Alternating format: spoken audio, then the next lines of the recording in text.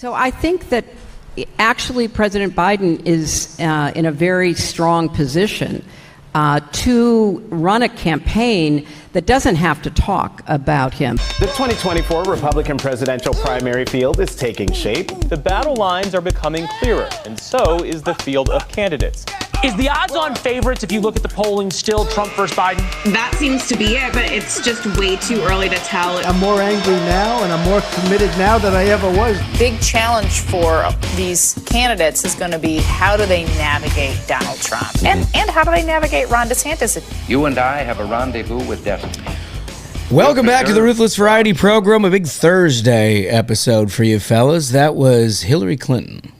We haven't heard from her in a while. She was offering some good advice on how to win a president. She certainly knows how to do it. She was telling everyone that would listen that Joe Biden is in a good position to run a campaign that, well, if it doesn't talk about him, it should be successful. Sounds like a good plan. You know what it sort of reminded me of? There was that What Happened book that came out after the 2016 election. And one of the most hilarious insights that I learned from that book was that, you know, everyone gave her shit about like not going to Wisconsin. Remember? Like it became sort of a meme of like how terrible her campaign was. But what they explained in that book was she was so unpopular that when they would run ads in Wisconsin, her numbers would go down. And so the strategy had to be pretend I don't exist. Don't bring it. Maybe you'll vote for me. That's how horrible of a person she is. But I mean, look, it correlates with the advice that she's providing Joe Biden. Oh, no doubt. Right? I mean, look, similar numbers. Yeah. Mid-30s. In fact, her numbers were actually exceptionally better than his. Yeah. Which is just stunning. Wild. Yeah. Why? Do you know how incompetent you have to be? I mean, think about the way that Joe Biden ran his campaign in 2020, where he's like, I'm basically a caretaker. Yep. I'm just going to try to settle things down, get people back to work. You know, we've got this COVID thing and everything else. Like, we're just going to settle things out.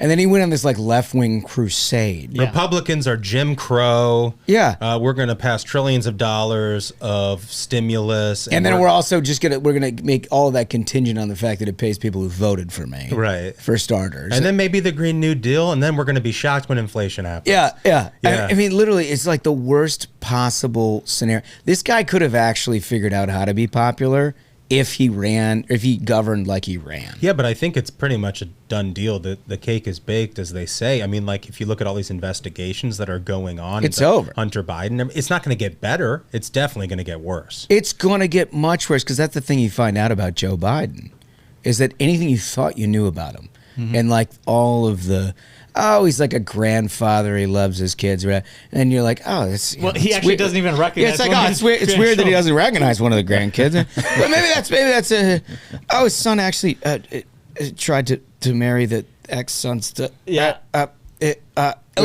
all of a sudden everything unravels. $5 million from Burisma. Chump change. Yeah. and I think where's the money, Jack? I mean, I think that's a big part of the story. Is it took a united front of the media and big tech to censor any dissent against him the last time he ran, to squeak by. Yeah. With the whole media saying that, anyone who speaks ill of Joe Biden, that's Russian disinformation, they should be banned. Uncle Joe is actually a very nice guy. His kid did nothing wrong. That's a Russian disinformation laptop. And now everyone sees how disgusting and terrible this guy and his horrific family are. And he's got to run on that.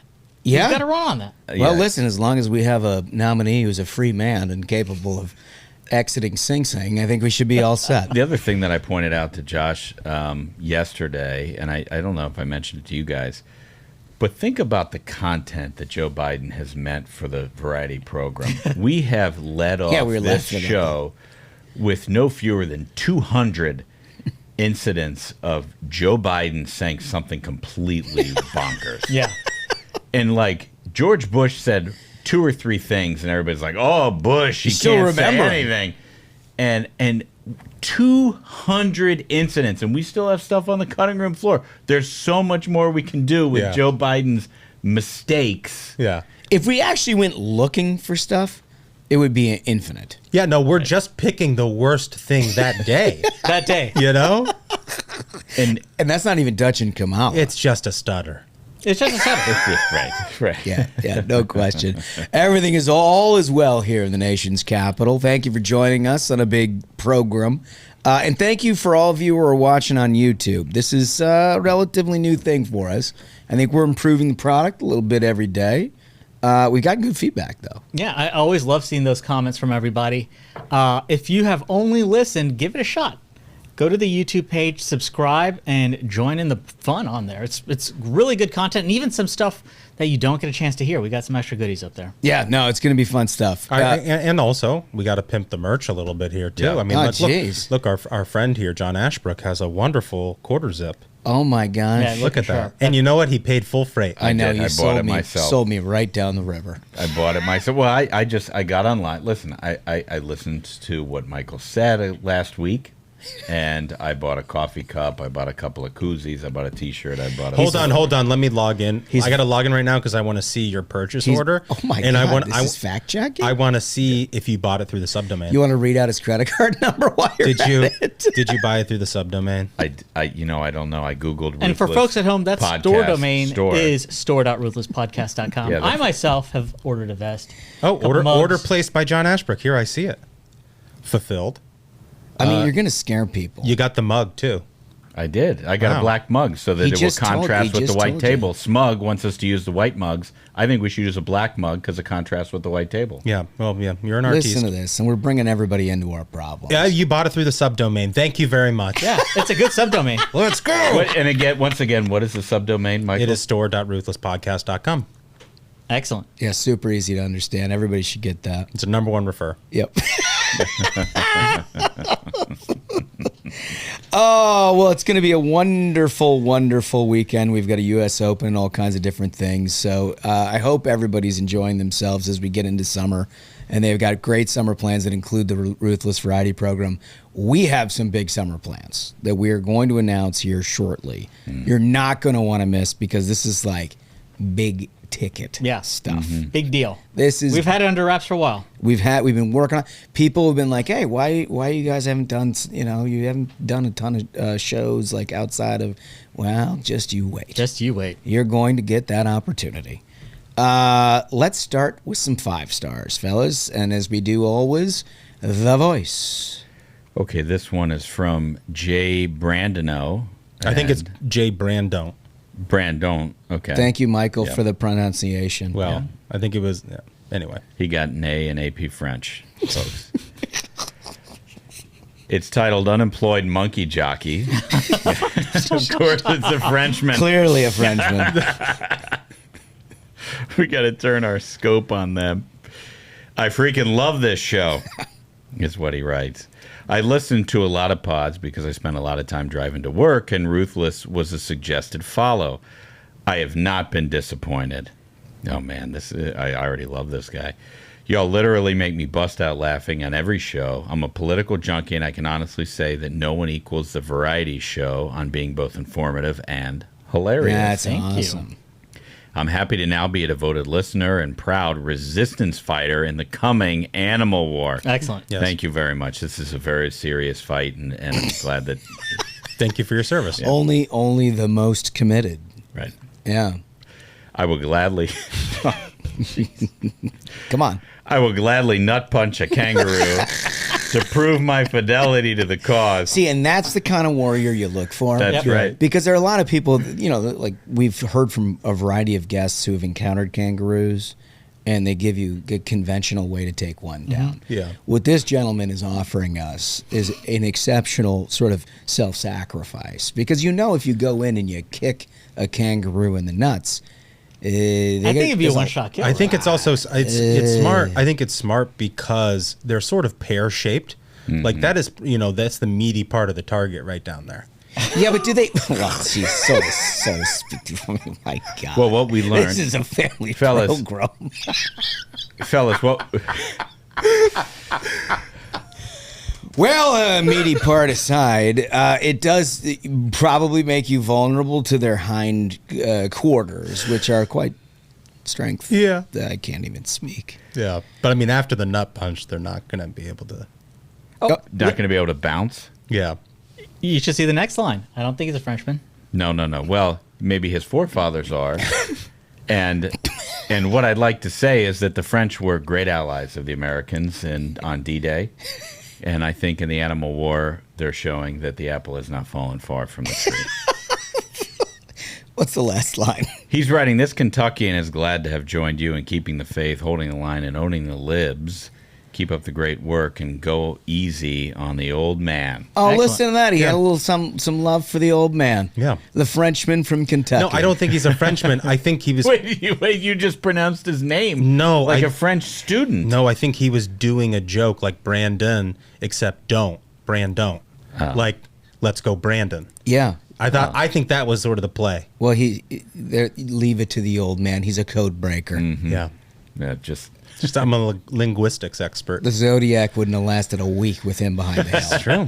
we need him in law enforcement. That's right. All right. Smugglesworth. This is from Callie D. It says, 2 subscribers, 1 household. I'll start this by saying that, yes, I found Ruthless through Megan Kelly. Thank you so much. In my defense, I don't listen to political podcasts and had just subscribed to MK when the guys joined her show for an episode and I was hooked. I've been an avid listener since and turned my husband into a subscriber after knowing him with secondhand bi-weekly updates for weeks. Thank you so much. All our listeners, please hassle everyone you know. He and I both found it lighthearted way to hear about politics with a dash of crazy animal news. We haven't taken a picture yet, but we did buy a matching set of koozies to drink our beer, and thank you for that. Nice. And don't worry, it's not Bud Light. Excellent. Thanks for the great show. We can't wait to see what's in store for the election cycle. That's awesome. Callie D. Appreciate it. All right. Duncan Harunkin. Okay. This is from TRGS 1012-2. Disney adults truly need our help. This is a hobby horse of the variety program. It is. 2-year listener here. After recent episodes listening to the fellas discuss their views on Disney adults, my buddies and I started sharing tweets of Disney adults back and forth and saying charges. Several days ago, a post appeared on my Facebook timeline of a person I had grown up with that made a post from the Magic Kingdom. Her and her now fiance were wearing custom t-shirts.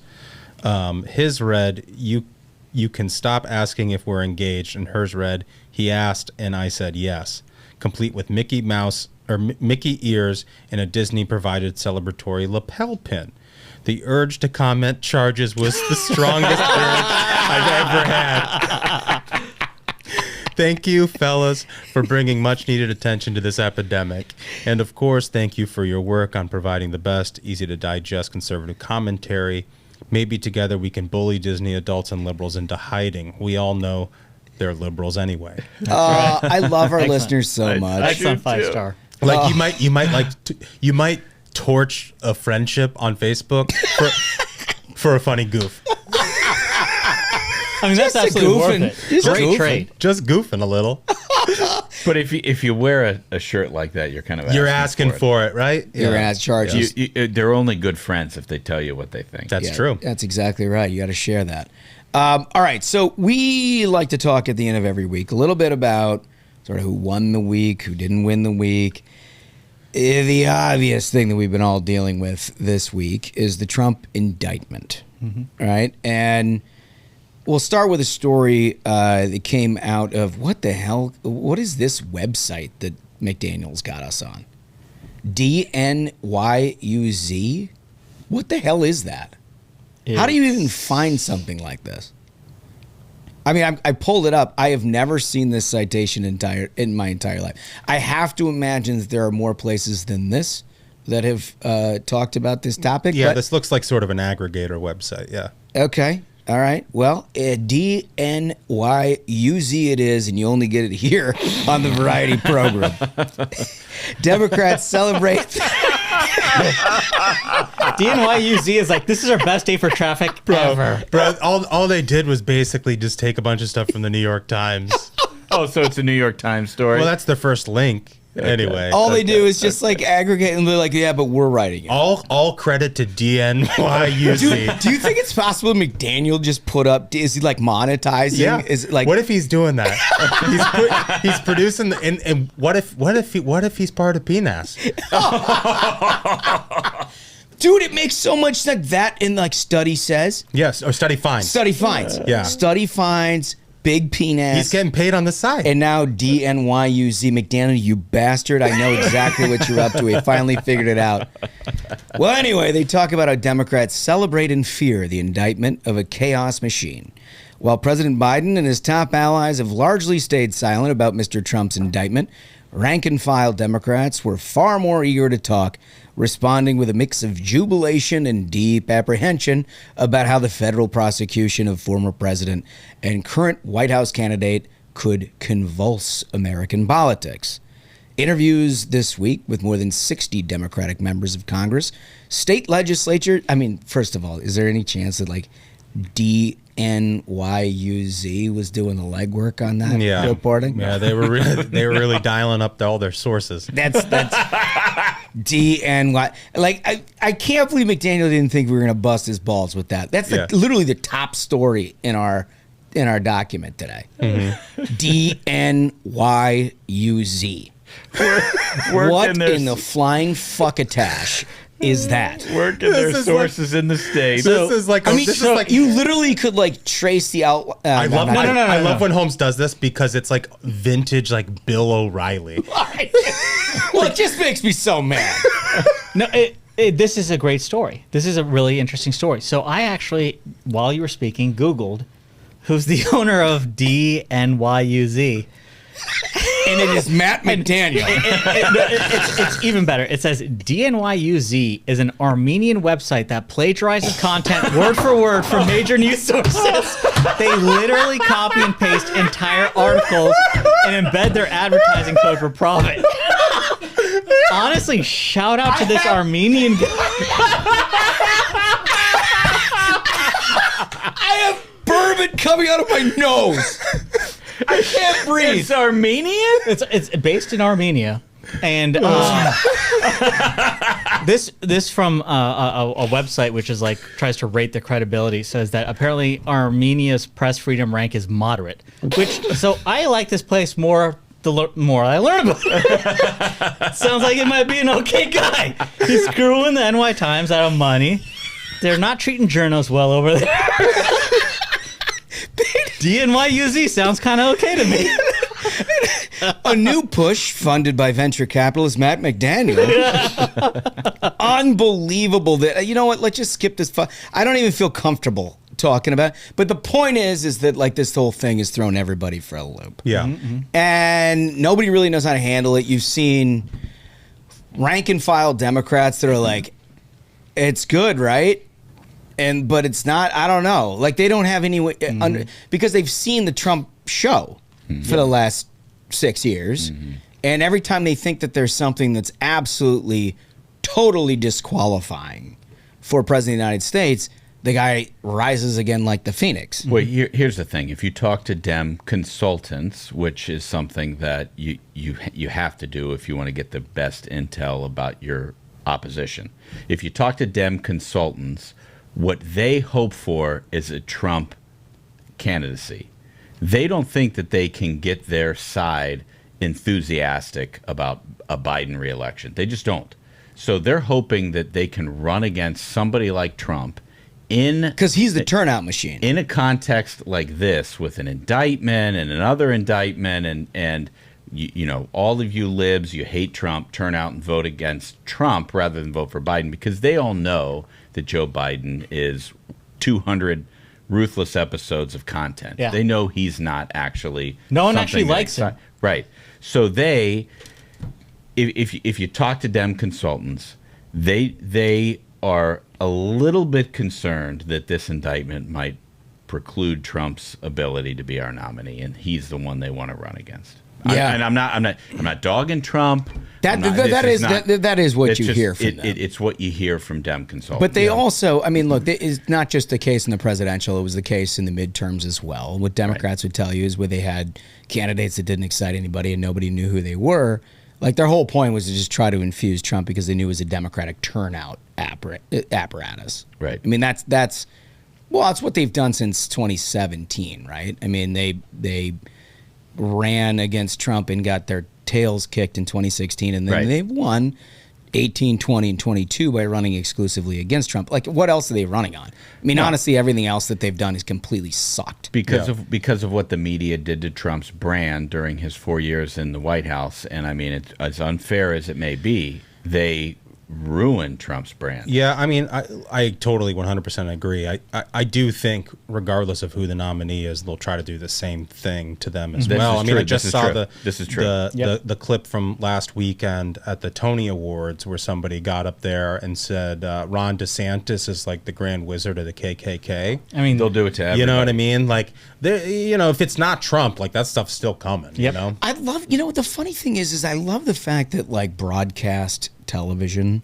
can just do these award shows with these psychopaths and give them free airtime to say shit like that, and they don't have to apologize for it. Right. No. Like, can you imagine the inverse? Imagine the inverse of that. Well, I mean, I think part of it is when it comes to stuff like being part of the Hollywood elite, it helps get you in the club. Oh, like, for sure. Oh, you said Trump's a bad guy. Hey, you're one of us now. Right, and this was the Tony Awards, and there was just a full applause. So the partisanship of that audience. You knew it before they made the comment. Well, but I mean, it's an entire award show for themselves. I mean, can you imagine a world more insular than like theater kids giving each other awards? Like, look, I like a good Broadway show. Well, you were a theater kid yourself. I was not. A madrigal. Well, I was. I had a great voice, but I wasn't. I wasn't in musicals or theater productions. All I'm saying is like, nobody tunes into the Tony Awards and they're like, "Wow, I've seen all of these." You know what I mean? Like nobody. Like maybe the sun will come out. You know what I'm saying? So it's like an award. It's an award show just for the people in the room. No, you're right. Even more than the Oscars or anything else. Also, I think it's probably like everyone knows if I use my moment up there, like there were how many actors or actresses that were nominated for this, they know if I go up there and say Republicans are bad, I'm getting headlines, attention, everyone knows me. When I'm looking for a part, they'll be like, oh, hey, this brave, stunning and brave person, we should give them the job. And to your point, Holmes, all of these networks are operating on a license that is given to them by the taxpayers.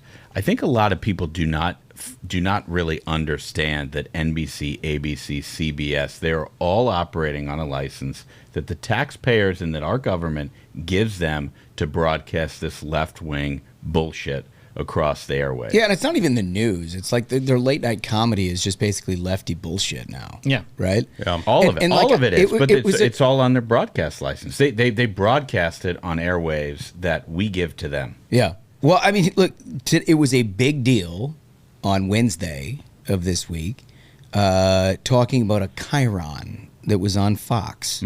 Oh, yeah. That I don't remember exactly what the chyron said, but it was, it was negative towards Biden. Yeah, it was something to the effect of wannabe dictator puts his political rival in jail or something like that. Yeah. No, seriously. Pretty heavy. It's pretty heavy. That's kind of funny. It seems like the sort of thing that somebody in the production booth, like they put in there as a placeholder until they figured it out. Yeah. And like they were just like, all right, this chyron's there, and like we'll replace it and we figured out what we want to actually say, and then they forgot to delete it. It's like the guy from Airplane. Yeah. Yeah. Yeah, no, I think that's probably right. But anyway, the point is that question about that chyron on Fox was asked at the White House podium. Wow. Meanwhile, you got a Tony Award show broadcast in prime time on a network where somebody can say something as maniacal as that. Right. And like, we're just... That's just part of what we do. There's an award show. Hollywood's Hollywood. Yeah, well, they're lefties. They're just gonna say Democrat talking points. That's what they do. Oh boy, they sure are crazy out there. I mean, it drives me freaking crazy. Well, so I mean, I think obviously, with this indictment of Trump, the Democrats don't know exactly how they want to handle it. To the thing you were saying earlier, Ashbrook, but. I think there were some of Trump's Republican rivals who were pretty direct in what they said about the charges, Nikki Haley being one of them, Chris Christie being one of them.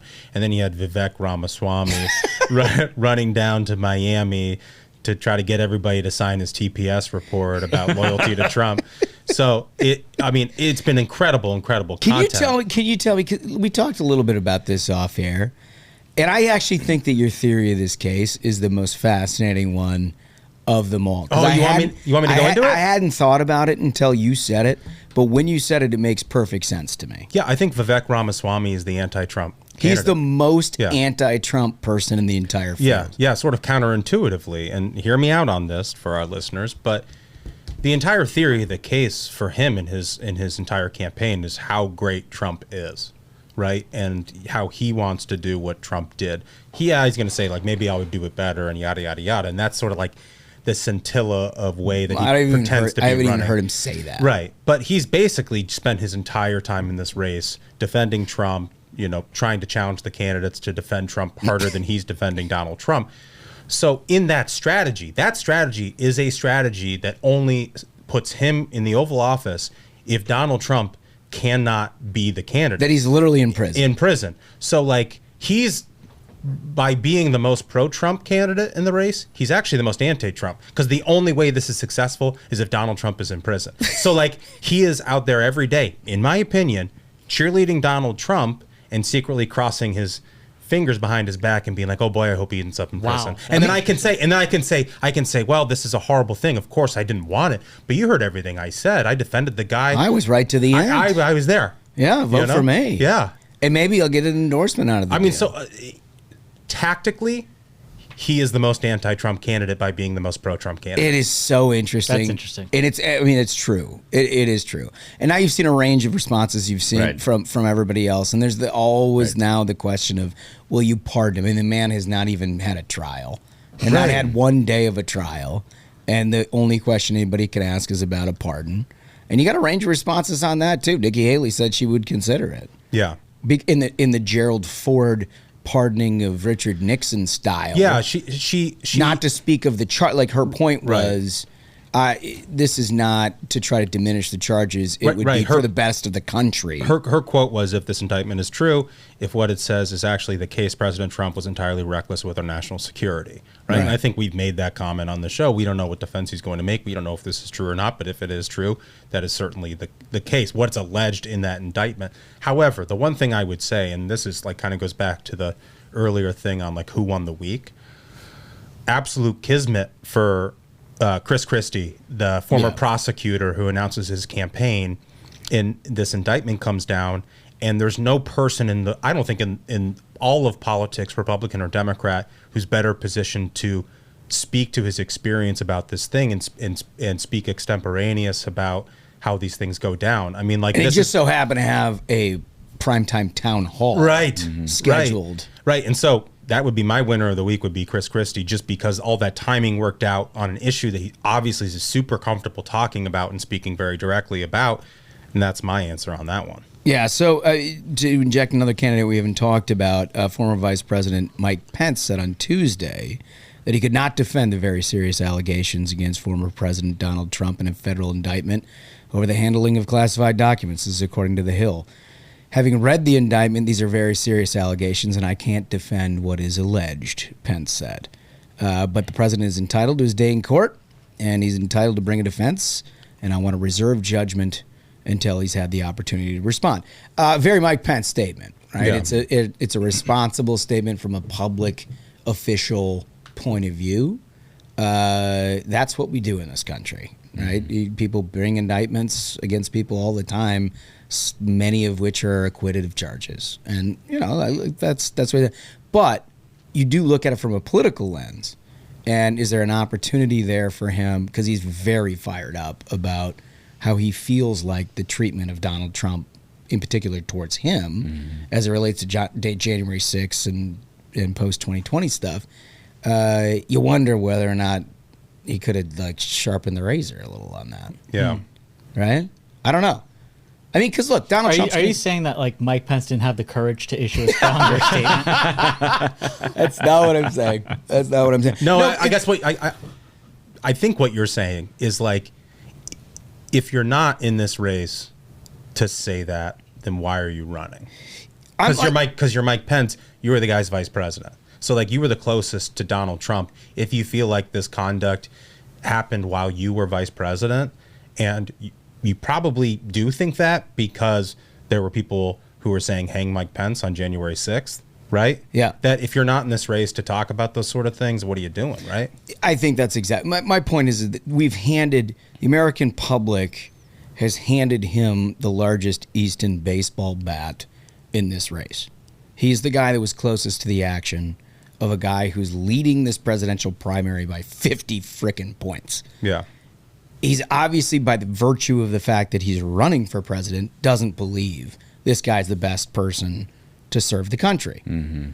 So let's get at it. Well, right? I mean, let's get at it. So, I'm not just saying like he could set this as this is a responsible statement. I'm not saying this is the one place that you need to engage, but as an observer of politics, I'm just waiting for that.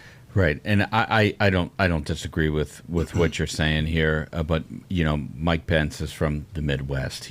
I fundamentally believe that you cannot grow up in Ohio, Indiana, Kentucky, Illinois. You cannot grow up in the Midwest and have done to you what Donald Trump did to Mike Pence without having an idea in your mind of exactly what you want to say at precisely the right moment to stick it to him. Oh, so maybe that's it. Maybe he just doesn't think this is the right moment. He's not going to just sort of like Gatling gun the situation. He's going to wait for the sniper. Yeah, he's not going to be Chris Christie. And this is a guy who's had a background in radio. When Rush was coming up, Mike Pence was coming up. He was replaced by this just an incredible radio guy, Greg Garrison. So like he's got a history. He knows what to do.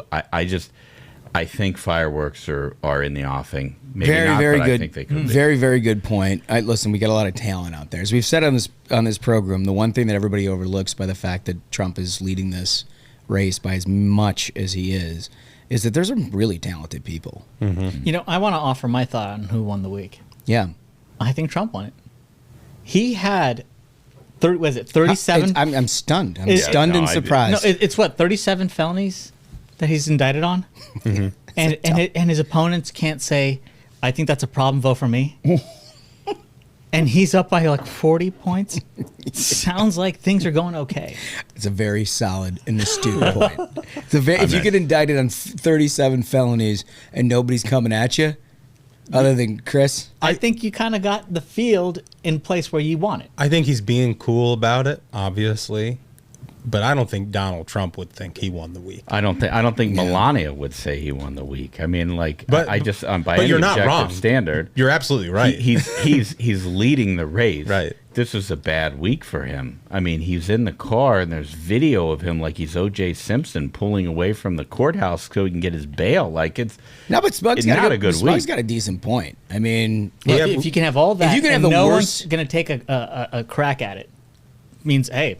If you have the worst, I guess I got it. There's never. I faced arguably my worst week since announcing, but none of my opponents come for the crown. No, how about this? I'll take it a step further. There has never been a major party candidate in the history of American politics that had a worse legal week than former President Trump had this week, and nobody's saying he's disqualified, other than Chris Christie. Chris Christie said he's disqualified.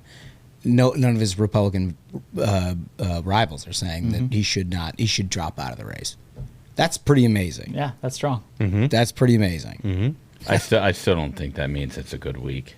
Yeah, I mean, look, you are entitled to your opinion. It's just my opinion. I mean, there's one guy up here who's worked for him twice, and I just don't think it was a good week. I mean, he was a 37 count indictment from the federal government. It might be fake. It might be no good. Like I don't. You can't love it. You can't love it. You can't love it. You guys want to talk about some fats? Oh my God. We're back at this? Yeah. Oh, geez. The flying fats straight back. We're paying twice for the same experience. Plus size travelers hit out at discriminatory policies, airline seat policies. And this is according to CNN.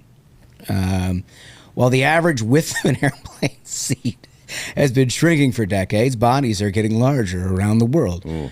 With experts predicting that over half of the global population will be overweight or obese by 2035. This means that the more passengers... I'm sorry, I'm having trouble because Michael is clicking around on the screen. I'm about to have a seizure. No, I'm not. Okay. Did you guys see? Oh, we all saw it. You saw it. Mm-hmm. Okay. No, he's the internet guy. Yeah. No, it couldn't possibly be the thing that says Michael Duncan. I'm going to start clicking again. Yep. There it is. There it is. Same thing. Okay. This ultimately means that more passengers are likely to be finding it's difficult to fit into airplane seats, and some may be hit in the pocket as a result. Fellas, what do you think about that? Well, I think that they're more concerned about their stomach than their pocket, and if they were to pay a little bit more, maybe they're going to get a better meal, and maybe they're going to get more than just peanuts when they sit on the plane. If you're going to have 2 seats on a plane, maybe they get mashed potatoes, maybe they get gravy, maybe they get... It's like you're paying for the distance between the armrests. That's what you're buying. You're not like, we will get you there by any means necessary. It doesn't say that on the ticket. If we have to like helicopter you in, you're covered by paying your $7 on Southwest. You know? $7. Honestly, I think the solution to this is Southwest steps up. They just remove their seats. We all know it's steerage. Oh my God! My God! We all know seats? We know it's steerage. You hold on like it's a subway? No, you throw hay in there. And then you say, like they always do, like I guess their boarding procedure is basically the doors open and the stewardess jumps out of the way. Get in, you animals. And that's that. You're no longer faced being encumbered by any seat. I'm at a loss. You throw hay. Even the wolf. even the wolf is losing it. You're suggesting that we convert Southwest Airlines to a steerage airline. It's steerage. We all know it's steerage. Oh. You throw hay. You throw hay on the ground. You cattle prod everybody in there. You lock the door and then you take off. You know, if you're trying to get somewhere for an $8 plane ticket, that's what you're getting for your $8. The seat won't bother you, though. The railroad did something similar. They had passenger cars and they had cargo. Yeah, that's it. I mean, that's cargo. You're flying cargo at that point. Oh, my God. All right. So it turns out they don't want to pay for an extra seat. That's the solution. People think you ought to. We've now solved this problem. Thank you, Smug. Done deal. For your service to the nation, as it always is. According to Time magazine, tequila is about to become U.S.'s most popular spirit. That's bad for the environment. Just like, insane. This is the thing, is the climate death cult, their problem is not they're trying to save the environment, because none of their garbage predictions have ever come true. You know, if you actually were committed to a cause, you try to have facts on your side. And we've seen time and time again, they're always wrong. Mm-hmm. Their cause is human suffering. These are just angry, hollow, empty people who are like, I want everyone to suffer like me. Whether it's those psychos who will like lay down on the road, you know, so cars can't drive and they cause traffic jams. Whether it's the psychos that like show up to museums and throw paint on something. It's like, why would you do such an asshole move? No, This is to save Mother Earth. It's like, okay. It's very clear that does zero to pick up trash on the highway. Right. What you're doing is you're just trying to make people suffer. You're trying to ruin somebody's day. Right. And it's you never see this from like, oh, this is somebody who has a solid job and a family and they go to church and they have a fulfilling life. It's always the weirdos, always the crazy people. And this is another example. They're like, tequila's about to become the most popular spirit. Sounds like some folks are having a good time. Climate. How do we fuck it up? It is interesting, the stats. According to the Distilled Spirits Council in the U.S., agave-based liquors like tequila and mezcal were the fastest growing spirits category in 2022. And they're now poised to overtake vodka as the best seller in the United States. I get that. And my experience is totally consistent with that. Mm-hmm. People who used to drink vodka are now really like into tequila. Mm-hmm. But bourbon's a thing, right? So that's what it said. Is it says it's poised to overtake vodka as the best-selling liquor in the United States this year after knocking whiskey into third place last year. Like, wow. Wow. But here's the... This is, yet again, Biden destroying this country. It's destroying the country. It's just America last. Our bourbon is losing to the Russians and the Mexicans. Yeah. You know? It's open borders liquor. America is losing yet again. And also, if you're a dude and you're not drinking bourbon, if you're a beer drinker, I get it, and you don't want to, I get it. But if you're having like a mezcal soda or like a, some kind of a ranch water is delicious. Anyone here? It's anyone great, here like but mezcal? it's like I'm talking about like your drink, just like you're sipping neat. Anyone here like mezcal? Well, no, but I like a ranch water, and it's good in the summer for sure. I love tequila. Don't get me wrong. I mean, I genuinely love it. But it's like, what's your drink? Yeah, right. It's hard to beat bourbon. Yeah, I'm not going home. I'm not going home to watch the game and pour myself a ranch water. No, I mean after this episode, I'm going right to the rim. Yeah, a good old fashioned tip topper. Right to the rim with a tip topper. All right, fellas, let's play. But here, can I just make one other point in here? And this is getting to something Smug was saying a minute ago. The left and their allies in the press constantly love to just like push and push and push on climate change. What they never talk about is their favorite sources of energy, their favorite sources of whatever. So here they have criticism of tequila byproduct. They never talk about the grease and oil and transmission fluid dripping off of windmills. They never talk about the battery trash coming off of like these electric vehicles. Yeah, they never talk about or talk about the environmental impact of growing the soybeans to make all the soy products they want to replace the meat. I mean, the environmental impact of that is huge. Or the avocado. Like, do you know how much water it takes to grow avocados? Vegetarians love that bullshit. Right? Yeah, they love but that they don't too, talk about that. They'd rather, keep us all sober and miserable. Do you know how many kids it takes to dig for the precious minerals to build an electric vehicle? How many of their hands are it cost them in the mines to make this stuff? But that's the thing is, all this has nothing to do with facts. Again, it's just they want to have their misery spread to everybody else. That's all this comes down to. But I think Holmes is right. I think we should get to a game. Let's play a game. Well, it is Thursday, and that can mean only one thing. King of the Hill. And Holmes, you have our defending champion. I do. I've got Bill Crystal. You have Crystal. I'm the defending champion. Yeah. And I'm excited to take all comers. So we're rotating now, and that puts Ashbrook in the match. And I think this will be the first time that we have a ringside announcer also playing in the game. Yeah, so today I have Matt Dowd.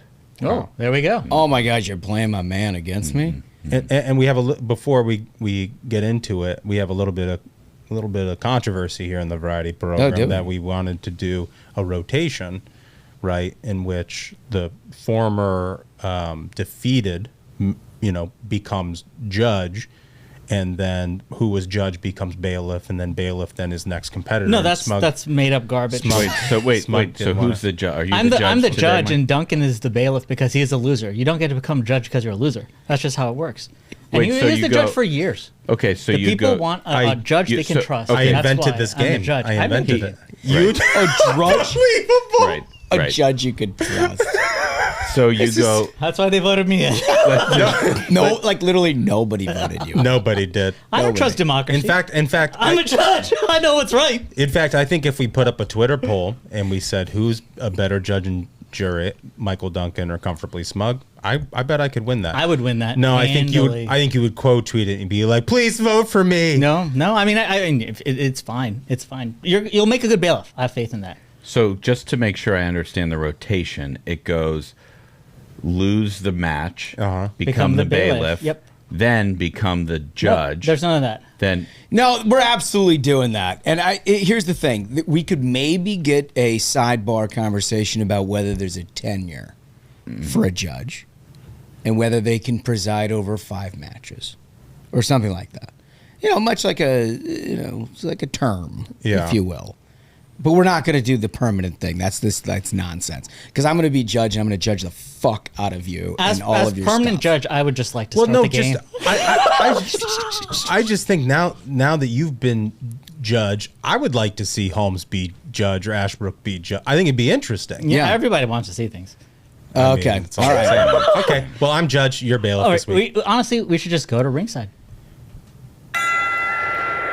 Ladies and gentlemen, your attention, please.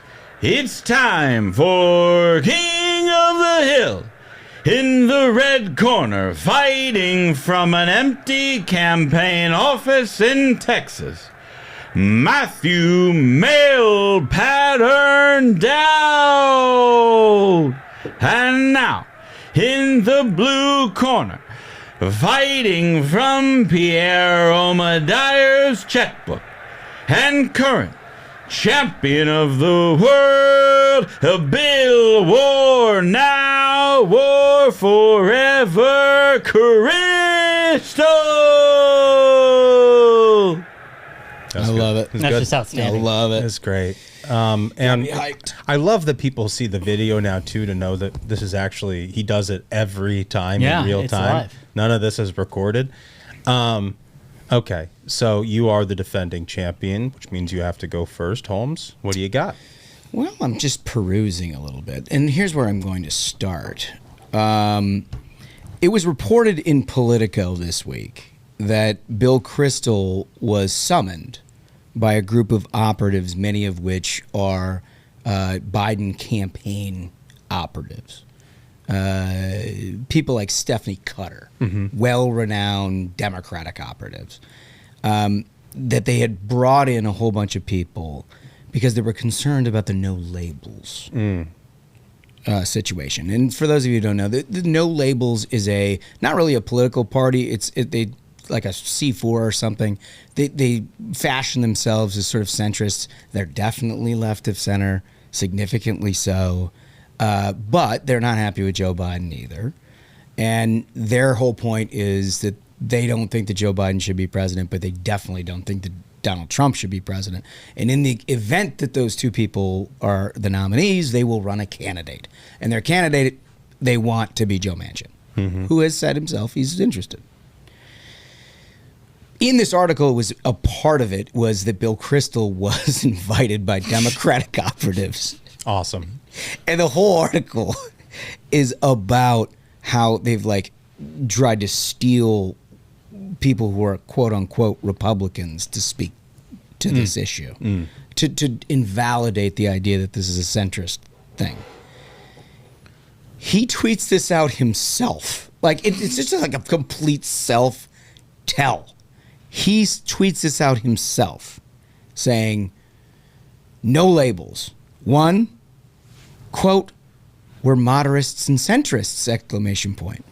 2, Joe Biden is unacceptable, exclamation point. 3, Ron DeSantis is fine, exclamation point. Ridiculous. Hold on. He was invited to this thing and then he shits all over it? Oh, dude, his point is he's trying to, the entire article is about trying to get these people to do their dirty work. Right, to be on board. To be just Joe Biden supporters. Yeah. And then he comes out and just full on attacks no labels. Yeah. As a organization that is amoral, apparently because their stated principles don't include Ron DeSantis being unacceptable as well. Yeah. Wow. That's... I'll make you a deal, Duncan. Huh. You should go ahead and try to judge. Give it a shot.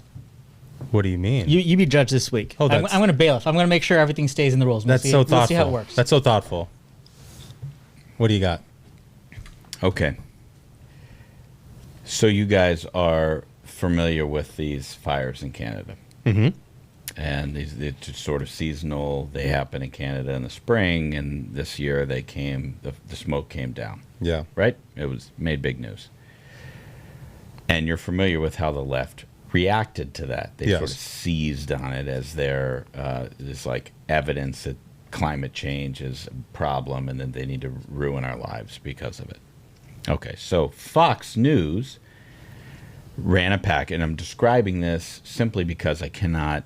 So this is a Matt Dowd quote tweet of a tweet that he himself tweeted describing a Fox News package. I know that the rules prevent me from. But he has quote tweeted himself. He's quote tweeting himself. Okay. And I know the rules. If you watch this on YouTube, you'll see that the rules prevent me from reading exactly what it is he's quote tweeting of himself, but I'm allowed to describe that it's a Fox package observing the wildfires, the left seizing on these Canadian wildfires to push their climate agenda. Got it. So here's what Matt Dowd tweets. Fox News continues to air things that will contribute to sickness and death in America as they did during COVID. He's still on board. As they contributed to sickness of our democracy. Deplorable. There it is. Okay. Okay. Just because they're questioning the left seizing on these fires. So, they're not even questioning. They're observing that the left is talking about the fires. What I enjoy about Holmes's is that, like, Bill Kristol becomes a never Trump guy and has been a useful idiot pawn of the left now for 5-6 years. He's known his role, right? Like, he provides them the fig leaf of institutional Republican cover for their left-leaning bullshit, right? But he's still such a dumbass. He doesn't understand his real role in that ecosystem. And so tweeting that is like the most amazing self-own you could possibly imagine. Thank you for appreciating it. I appreciate that so much. What I like about the one Ashbrook read is it's like just can't help himself but to escalate everything to 11, and that it's not just the climate change stuff. It's not just COVID. He's like, all right, I've got a banger. All right, I need one more line. Also democracy. And for that reason, Ashbrook wins round one. Okay. It's well reasoned. I can't argue. Round two, Ashbrook, you got to go first. Okay, this one is a little bit of a difficult choice here. Okay, here's what I'm going to go with. Matt Dowd. A bit of Taoist wisdom on this Tuesday. Oh, God. The wind in the forest always hits the tallest trees. Onward, brothers and sisters. End of tweet.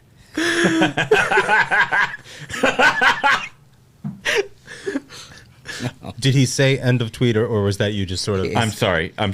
Onward, brothers and sisters, period. Okay. Thank you for the clarification. I mean, sometimes the judge has to know. So Bill Kristol is retweeting somebody who is elevating Ron DeSantis' comments about his irritation of the renaming of Fort Bragg. Yeah. As JV Last points out, Oh, God. infantilizing voters is one reason the Republican Party has gone down the awful road that it's on. Infantilizing politicians is just as bad. DeSantis is a literate adult with access to information. Embracing the cause of Confederate generals is his choice. The cause. The thing is called Fort Bragg. Fort Bragg is one of the most famous, most patriotic places in the history of this country. Thousands upon thousands of our most brave men and women have passed through Fort Bragg in defense of this country. And yet, the only thing that it stands for is the cause of Confederate generals. You know, the question... I mean, what the... The question I'd like to ask is how many folks who were stationed at Fort Bragg have died in wars Bill Kristol advocated? Oh, that's pretty good. Look at this. The bailiff. Thank you, bailiff. Bailiff off the top rope. Thank you, bailiff. Well, I defend North Carolina. Thank you, bailiff. Yeah. No, look. I'd like to ask the bailiff if he has a bit of Taoist wisdom on this. I like that whole vein of the Tao takes, where sort of apropos of nothing, he's a philosopher. But I don't think it can compete with the Bragg take.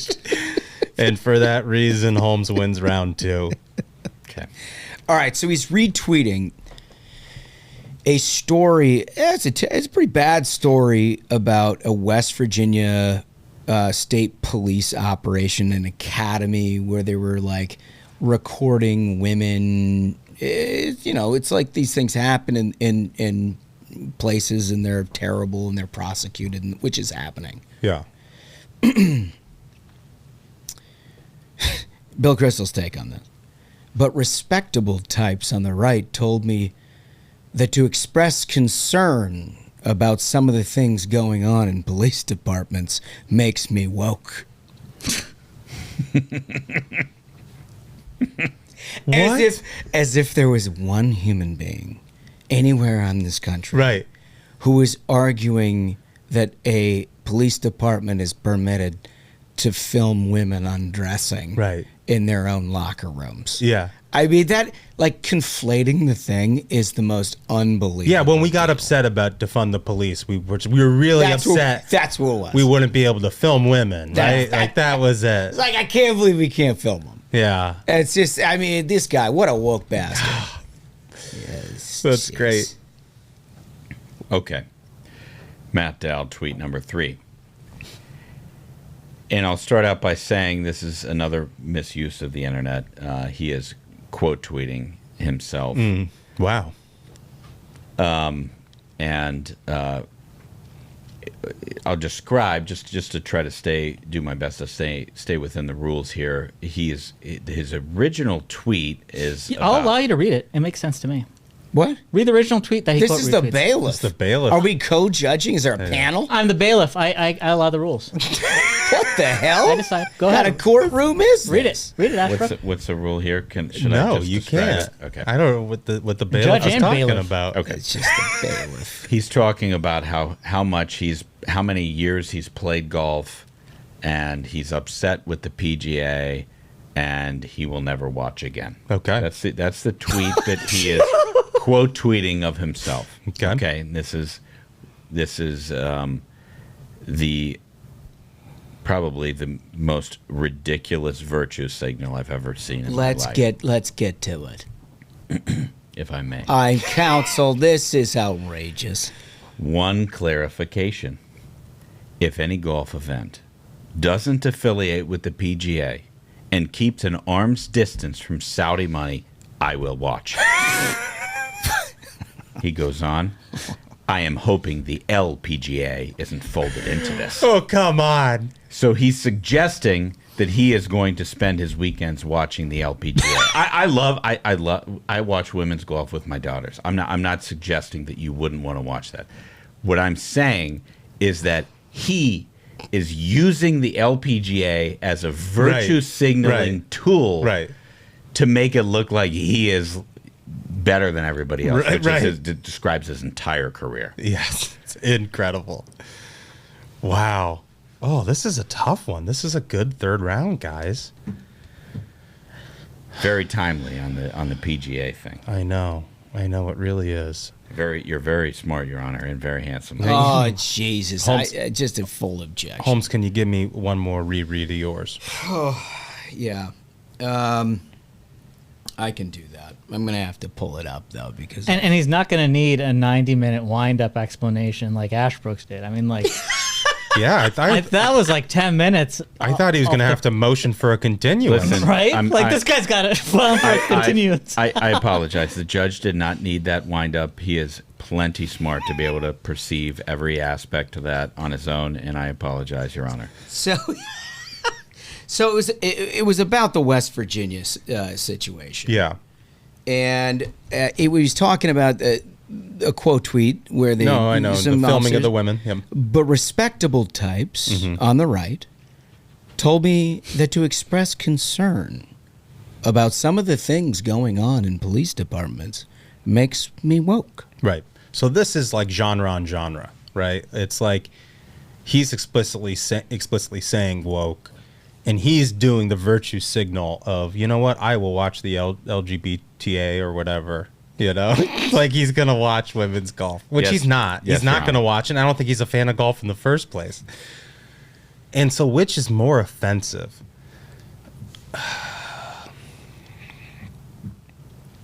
I got to give it to Ashbrook. Oh wow! Oh, I thought I had that in the bag. Wow. Yeah. I guess it comes. I think what's sold it for me is like it was so phony. Like it's the phoniness of it. Like Bill Kristol, like this is well plotted ground, like doing this sort of thing, and it's offensive. Sure. But this is not only offensive, it's just fake. It's fake. It's made up. He's never going to do it. And for that reason, Ashbrook wins. Thank you, Your Honor. I can't take credit myself. This is a guy who turned tail on Republicans early on in the Obama presidency when he went for Obamacare and everybody else was against it. I am one step closer to becoming a judge. Yeah. All right, folks, let's go to this interview. Chicks on the Right. I want to welcome to the program two very interesting ladies. We've been listening to their stuff for a long time. You know them as Chicks on the Right, Mock and Daisy. How are you? Great. Gosh, it's good to have you. Ladies, listen, you've been in this line of work for a while. You've provided commentary. You did a radio show for a while. We did 8 years. Yeah. Local radio. 8 years, two highly intelligent women on the conservative side, which typically you're not given a microphone. Yeah. Yeah. Well, talk to Facebook about that because they're constantly trying to take it away. So true. Yeah. Are you guys that controversial? But you had tech companies trying to take away your stuff? We were the Oh my God. trailblazers of tech companies trying to take away our stuff. So way back in 2013, way back before like anybody was censored, we got taken down or threatened with a shutdown on Facebook. And it was such a huge deal at the time that it made The View. So The View was talking about the chicks on the right. Oh my God, they're getting taken down from Facebook because I don't think they'd care now. Oh my God, they would never. It happens all the time, and nobody cares now because it happens to everybody.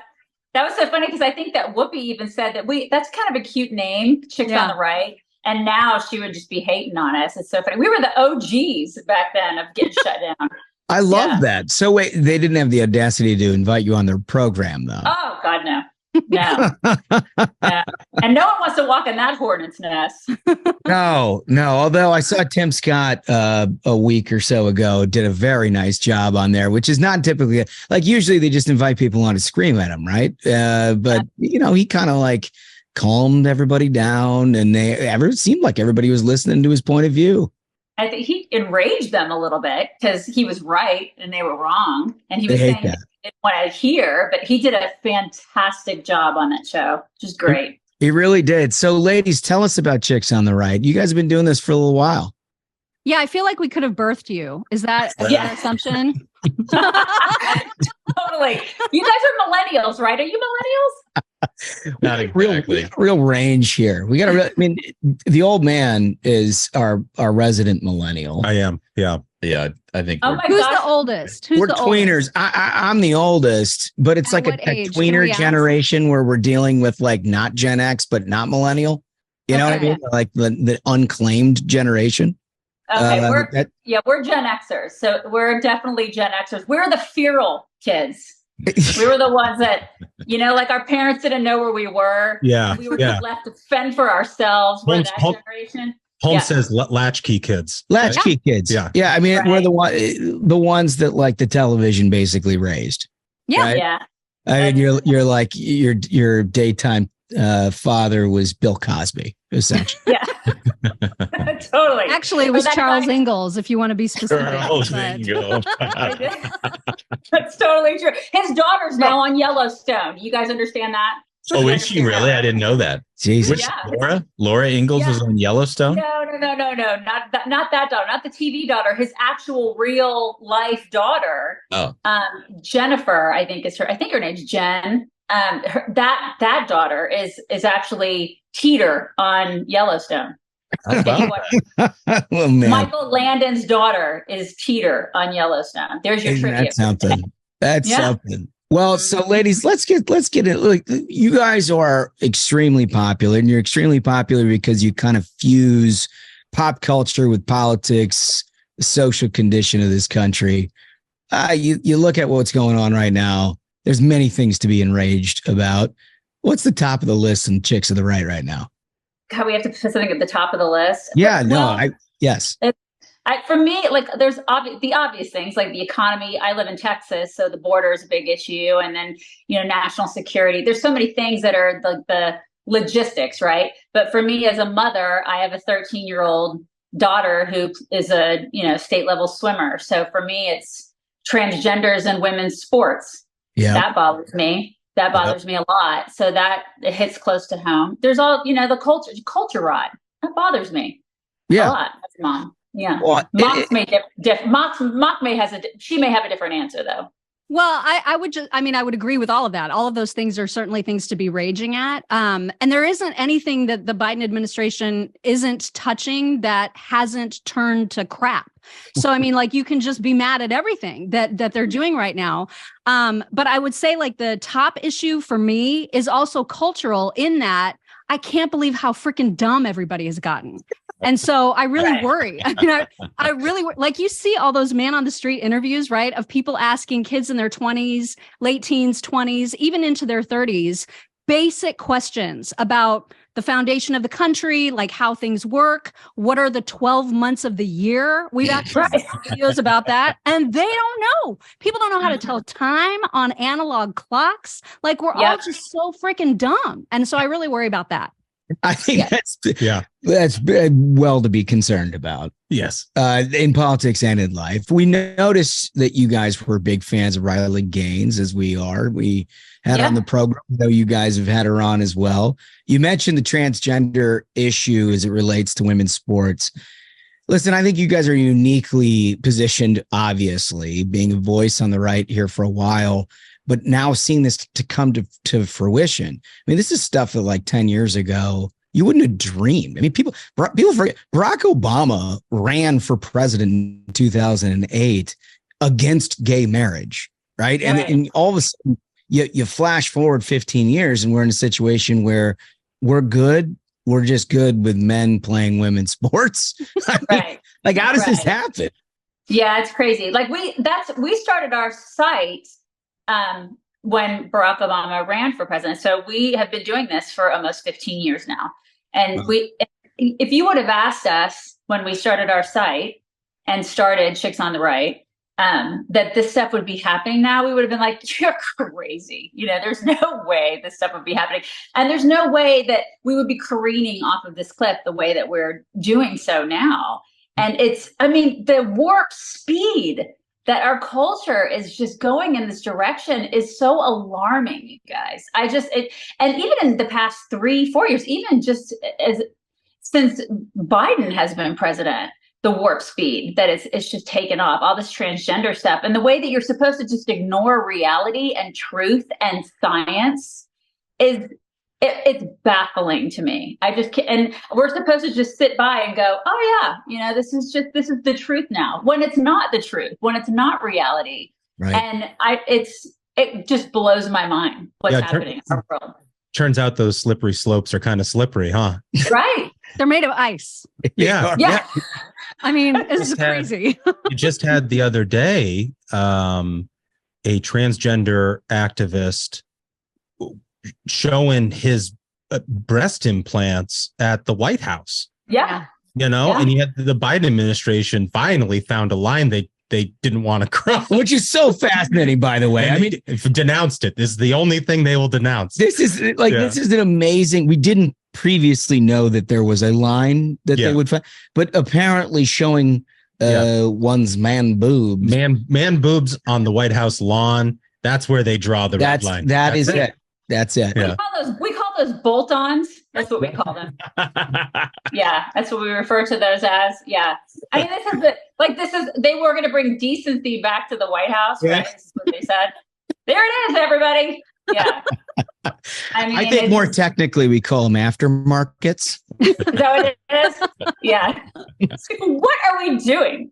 And they don't get to do, like, they don't get to release their little statement and be like, this is inappropriate and unwelcome, and we're just not going to invite that person back. This is what they brought to the White House lawn. Yeah. They own all of this crazy. And I would hope, I mean, again, I just talked earlier about how dumb everybody is, but I would hope the more reasonable among us recognize the fact that those are exactly the kind of people they invited.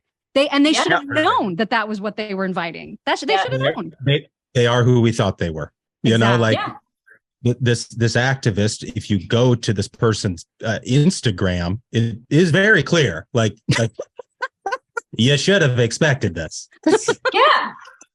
And the White House made their bed. Now they got to lie in it, you know? Yeah. Totally. Absolutely. So let's back it up and go to 50,000 feet and just look at our political situation, shall we? Clearly there's been some news in the last week. Clearly that may or may not have impact on ultimately what Republicans decide to do. Where are you at with all this, ladies? Is this something that have you picked a candidate? Are you guys gravitating towards a candidate? What's your thoughts? Mock, you go first. Okay. Throw you right under the bus. I'm throwing her right under the bus. Yeah.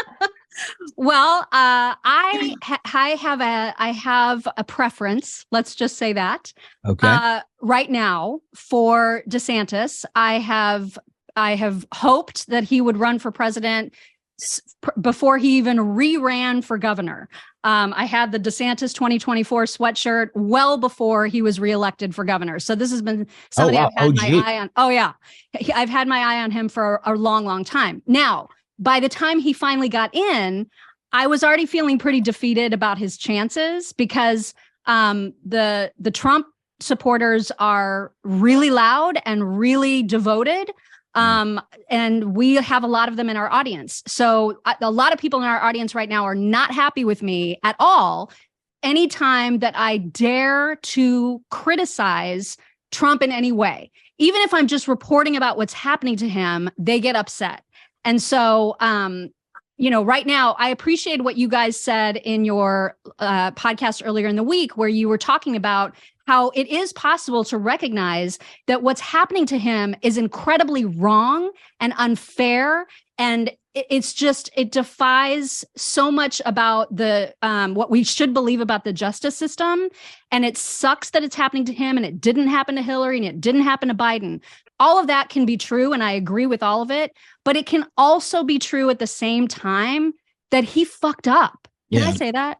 Oh yeah, we've got a real free flow here. But if I say that in our show, then people lose their minds. And I think both things can be true at the same time. And I was glad to hear you guys say similar things. Well, I think we both have a similar approach, which is we're not going to lie to our audience about anything, right? Yeah. And we're going to call it as we see it, and you tune in or you don't, based upon our interpretation of the facts as being sort of in the center of this discussion in a lot of ways. And we have a lot of these candidates on, and we talk to them directly where people can hear it. But when we see something like, look, when the FBI asks for a bunch of super classified documents back and you decide that you're not going to do that and you sort of hide them, there's problems with that. Anybody knows that. And your average American, if this were to have happened to, they'd be in Sing Sing by now. Right. I mean, this is real stuff. It's not stuff to just sort of say it's okay to have criminal conduct because I agree with the politics and I think this is super unfair. It is very fair to say there are two systems of justice in this country. Without question. No question. Without question, that's happening. Yeah. But it's also important to recognize facts are facts, and you don't have to bend yourself into a pretzel to defend the indefensible. No, totally. Now, what Mock has kind of a horse. I, on the other hand, I don't have a horse in this race. I'm the person of the two of us who I want to see all the horses up on a stage doing their little horse dances and performing before I decide. Right, exactly. I want to see all of that before I decide who my horse is. And that being said, I also think that we're not focusing enough on election integrity what's happening with our elections in this country, because the past couple of years have been very disturbing for me. I'm a precinct chair here in Texas, and that, just seeing behind the scenes stuff that goes on and what happens, and people getting to the polls and not getting to the polls, and what our party in general being sort of complacent and things like that. I mean, I think there's a bigger conversation to be had other than just, one guy being my guy. We have as a party, I think we have bigger conversations that we need to be having, when it comes to our elections. And I don't know if we're having those conversations at the party level. So there's just a lot more to it than just who's your guy. You know what I mean? Yep. So yeah, I don't have a guy yet. I don't have a guy. I don't have a woman. I don't know who it is yet. I need to see how they all perform on a debate stage. And I hope to God that all of them are on that debate stage and doing what they need to be doing, which is getting up there and participating in, their civic duty, which is showing us what they got. All of them need to be up there. I hope that they're doing what they should be for the American people. And when I say all of them, I mean, I hope Trump's up there too. Yeah. And he's not like, I'm, you know what I mean? Because there's talk about that. There's talk about him being so far ahead that he doesn't need to be up there. And I really hope he shows up for the American people in those debates. Yeah, I'm really glad you said that, because in America, not only are we allowed to speak our mind, we're allowed to vote for somebody who we think is going to lead us in the right direction. And exactly. who's going to lead us in the right direction is the Republican who can win. And the thing is, one part candidate, one part actually putting the votes in the box. And, there have been a lot of questions, a lot of concerns about the last couple of elections in a row. But what Republicans need this time, and it sounds like what you're saying is like, who is that person who is not only going to capture the general electorate, but also going to be able to deliver the votes in a way that hasn't been done in the past? And so, I think this is a really good way to look at it. What you're describing is that, like, lay it all out in front of me. We live in America. We're allowed to choose. This is what people have fought and died for us, to give us this ability to do it. And everybody should be on the debate stage. Yes. Amen. Yes. Yeah. Well, I listen, I imagine most of the people in your audience agree with that. Because look, I mean, if they don't. You don't think they ought to? You'd be surprised. Yeah. Really? You'd be surprised. I, for whatever reason, I don't know if they're just hate watching at this point, but it seems like the vast majority of our audience is very devoted, extraordinarily loyal to Trump. Now, I see, there's exceptions, obviously, but for the most part, the loudest, I guess I would say, among our audience, just like Trump or nobody. And to me, I always say, only Trumpers are as dangerous as never Trumpers, because in the end, we got to get behind whoever the Republican nominee is if we want to beat the idiot that is currently the president. I get really upset about people who are like, well, if it's not Trump, then I'm just staying home. Well, thanks for reelecting Joe Biden. Yeah. Come on. Right. Because that's what Democrats are so good at. They are really, really good at rallying. And that's one thing that we've got to get better at as a party, as conservatives. We've got to get better at coming together, uniting, and rallying. Yeah, I mean, if you can line up behind Joe Biden, you can line up behind anything. Right. And in such rapid succession. I mean, you had Iowa, where Biden loses, embarrassingly so. Loses in New Hampshire, embarrassingly so. Wins South Carolina, everyone's like, oh, well, I guess it's his nomination. And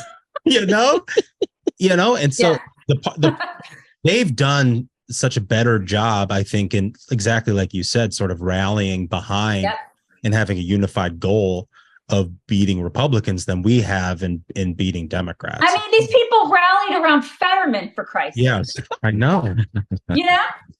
The order of our times. Yeah. Which goes back to my original point that people are just stupid. Yeah. And that's my biggest concern. Exactly.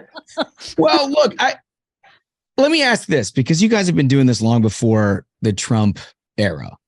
And some of us. Can I just interrupt you really fast to just say that we got a tweet from somebody the other day that was like, you're only here. The only reason that you have the career that you have is because of Trump. And I was like, that's weird because like we had this career before he was even a political candidate. Right. And so, yes, we've been doing this well before Trump. So thank you for saying that. This is the thing. If I could just jump in here, because I think the majority of people on our side, the majority of people in America who are going to be voting for the Republican this time around, some of them have very strong loyalty to Trump. Okay, I get it. He's gotten a raw deal.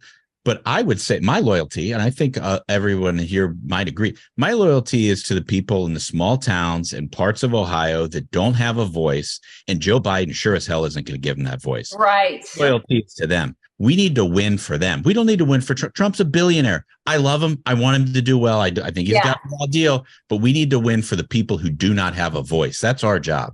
Mm-hmm. Yeah, I agree 150%. Yeah, really well said. I mean, on that score, though, and this is sort of what I was leading up to, is having done this before the Trump era, and we were all sort of a part of politics in one form or fashion prior to 2016, conservatism was sort of differently branded. And I wonder, as two people who are ideologically on the right, does it concern you at all that we've had an opening foray in this primary campaign about, I don't know, who can better protect entitlements, for example?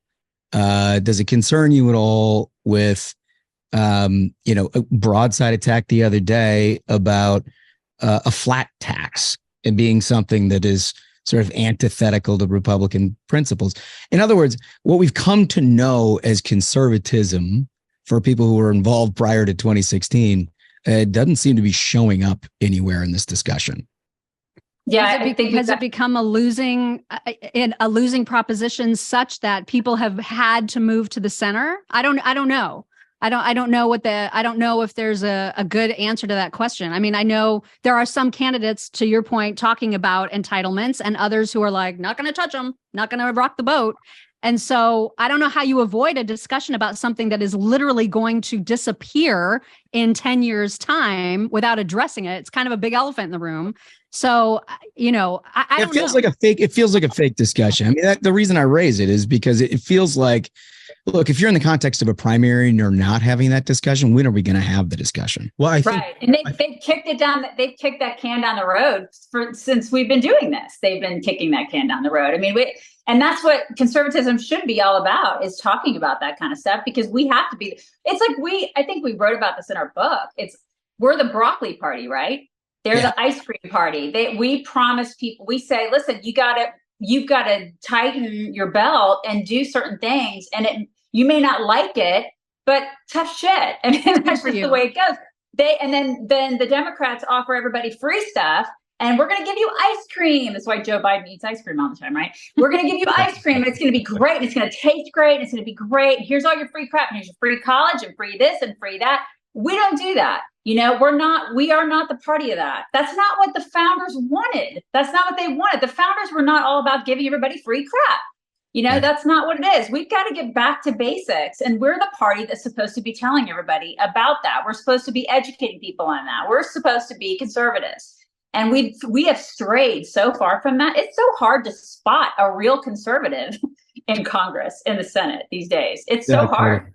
Yeah. Totally. So I have one question for you guys, because we love talking to folks who, don't travel in the same sort of DC swamp world that exists here. And I know you're in Indiana and in Texas.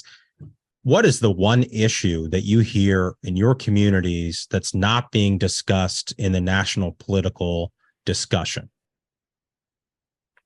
That's not being discussed enough, probably in the national political discussion. I think the one that they brush, I mean, I'm in Texas, so I would say that the one that people brush off a lot is the border, because they don't live it. Yeah. I think that like the people that are living, like on the East Coast or whatever, they just brush it off because they're not living it. They're like, well, unless illegals are shipped to their town. Yeah. And then they're like, well, crap, really? That's a problem? Oh God, the border. And then they have to deal with it, and then they're pissed off because the illegals are coming to their town. But people down here in El Paso are dealing with it all the time, and then other towns that are bordering those towns are getting the trickle effect. And so it's Texas people live that stuff, and people in DC don't have to. So that's I say the border from somebody that lives in Texas. I'd say the border. Well, and I would say too that it's just your typical kitchen table issues, because we're so in this all the time. Like, we know every detail of every conversation that's had in Congress, and we know the ins and outs. Most people don't live their lives this way, and they're probably a lot happier because of it. And so I would say for the most part, most people are just like, why is gas still so freaking expensive? Why does it cost so much to get a house? Why are my electric power bills through the roof? Why are somebody telling me I may not be able to buy a gas stove? Like, these are the kinds of things that regular, normal, disconnected from the political world people are thinking about, are feeling, are hurting about. And I would expect that that's what they want to have be discussed, which is one reason that I think in some, that there may be particularly independents who grow tired of the entire conversation being about Trump's legal battles. And they might just be like, enough already. Can we focus on actual issues instead of fighting for him to be, getting out of one legal battle only to get wrapped up in another one? And so there might just be a level of exhaustion about that I don't know. Is the country ready for a Trump presidency when it already sounds like what that would look like is retribution and just going after all the people that went after him? Like, do we have the stomach for that as a country? I don't know. Totally. I mean, look, to your point, the CBS poll had 68% of Americans saying they didn't want to hear anything more about 2020 or legal battles or anything else. They wanted to talk exactly about what you were talking about. And I think that's a low ball. I think that was amongst Republicans. You can only imagine the rest of the general electorate. That's interesting. That's really going to make the election very, very interesting. The outcome will be so fascinating to me, Totally. Just based on what you said. Totally. So I've got two things for you. I've got the final three questions, which we ask everybody. Before we do that, listen, the one thing we really like about you guys is you have fun. You smile, you laugh, you bring your audience around along with you as you make fun of people. It seems to be sort of in low supply these days. On the right, the left, I've come to expect it. They're all like Keith Olbermann, angry all the time. Right? Yes. So I mean, I imagine, look, it's part of your draw. It's like a trade secret that you've got that apparently not very many people like to do. But can we be more fun? You think we just be a more fun party? I would love that. We've been trying forever. That's part of our thing, but it's not an ask for us. I mean, we genuinely do have fun. If we didn't have fun, we wouldn't do it. We have the most fun job in the world. Plus we're best friends and we get to do this every day with each other. And we legit have fun every single day. And we always finish this show. Like, it's a goal of mine because most of the news is so bad, right? Like we got a report. Okay, Trump was indicted. This happened. The economy sucks. This sucks. The border sucks. Everything sucks. And so every time we talk about those things, we try to poke fun at things as much as possible. But we also try to bring some levity at the end. We share some TikToks, some fun videos of things that we just think are cute, whether it's like dogs or cute raccoons or whatever, just to make sure that people aren't leaving like on a down note, because that is hard. I mean, there's so much angry talk radio, TV that we just don't want to contribute to that. Yeah. And there's always a screaming husky. Always. Right. I love it. All right. Here's the three questions. Ladies, if you could pick your last meal on earth, what would it be? You want me to go first? Yeah, go for it, Daisy. Texas brisket and cornbread. All the way. Oh yeah, that is very predictable. The Texas gal giving us right down a 5-iron right down the middle of the fairway. Yeah. All right. I would choose the catch of the day at my favorite restaurant here in Indy, which is Salt on Mass Ave. But I would have an appetizer of my mom's tomato soup because no one makes it better. Nice. So, and everybody knows that Indianapolis is well renowned for their seafood. Right. This is why it's so weird. Indianapolis, best of all places. restaurant in Indianapolis. Yes. Indianapolis' the shrimp motto is cocktail. The shrimp cocktail at St. Elmo's. Also very, That's very right. good. Yeah. They do have good stuff. Yes. Or you got to go like 600 miles to find a body of water. They figure it I out. know, right? Yeah, there's airplanes. Yeah, no, That's right. or aquaculture. Yeah. Is that okay? I guess. You know, Indiana's motto is 10,000 years and tidal wave free. That's like No risk of climate change and rising sea. Right. That's for sure. All right. So, second question: if you ever got into this line of work at all, and you just had this big blue sky in the middle of your lives, with the benefit of retrospect that you could choose anything, what would it be, Daisy? I probably would have been either an endocrinologist or a full-time rancher. Those are two very different things. Very different. I know. All over the map. I would say I'm doing exactly what I want to be doing professionally right now. But if I could not be doing this and money was no object, because I think that's a key part of the question, at least for me. Sure. If money were no object, I would be a professional dog petter. A love for animals. I love that. Daisy, that was a widespread. Yeah. Yeah. I could be an endocrinologist and a rancher at the same time. You can do both. Right. Going to be a high priest and a sperm bank animal. I love it. Okay. All right. So final question. You got to bear with me for a minute because it takes a little explanation.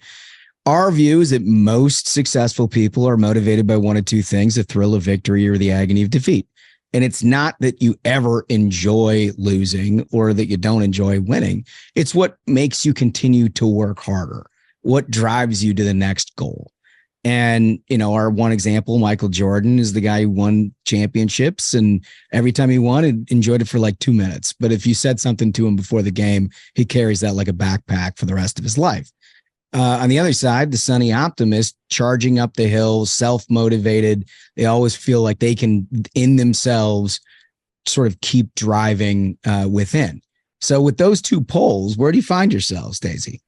I'm totally agony of defeat person. I'm the girl who, if you tell me I can't do something, I'm going to do it extra hard. I am the exact opposite. Like, I am literally the sunny, optimistic person who's just like, yeah, we can do this. And that's what drives me. And so I'm all about seeing the victory. I know we can do it. We got this. I love it. That's why we're a good team, because I've always been the risk taker and she's not the risk taker. So we work really well together. I love it. Well, you guys are great. Let everybody know where they can find you and follow along with everything that you guys are up to. The best place is to catch us live if you can. We do a live stream podcast every single morning on multiple platforms, whether you're a listener or a watcher. We are on all the platforms you can imagine: YouTube, Rumble, Locals, Twitter, Getter, all the Facebook pages for now until they kick us off. So there for sure. And then if you're a listener after the fact, that's at 7:30, by the way, 7:30 Eastern every single weekday morning. And then if you prefer to sleep in a little bit and don't want to get up quite that early, then you can obviously watch us or listen to us on demand, wherever your favorite podcasts are found. I love it. You guys are great. Thank you for joining us. Let's stay in touch and hopefully we can share more stories along the way. Would love Absolutely. it. Thanks, y'all. We appreciate you. Thank you. Take care. So awesome interview. These girls are fun. They clearly know how to have a good time and actually talk about serious stuff in the process. We have to keep tuning in, and hopefully we have them back sometime. Yeah, and I love getting people who've seen this business before the Trump era, and our conservative voices have been around and have that perspective of how the party and values have changed over time. I think it's really fascinating. And I love talking to folks who don't live here in Washington, D.C. and live in other places around the country. Totally. Well, I think we did it. I think so. Absolute banger of an episode. Thanks again to Chicks on the Right for being on today's program. And thank you so much to our listeners. Remember, if you're just a listener, head over to YouTube, subscribe to our channel there, and get in on the fun. So until next time, minions, keep the faith, hold the line, and own the libs. We'll see you on Tuesday. Stay ruthless.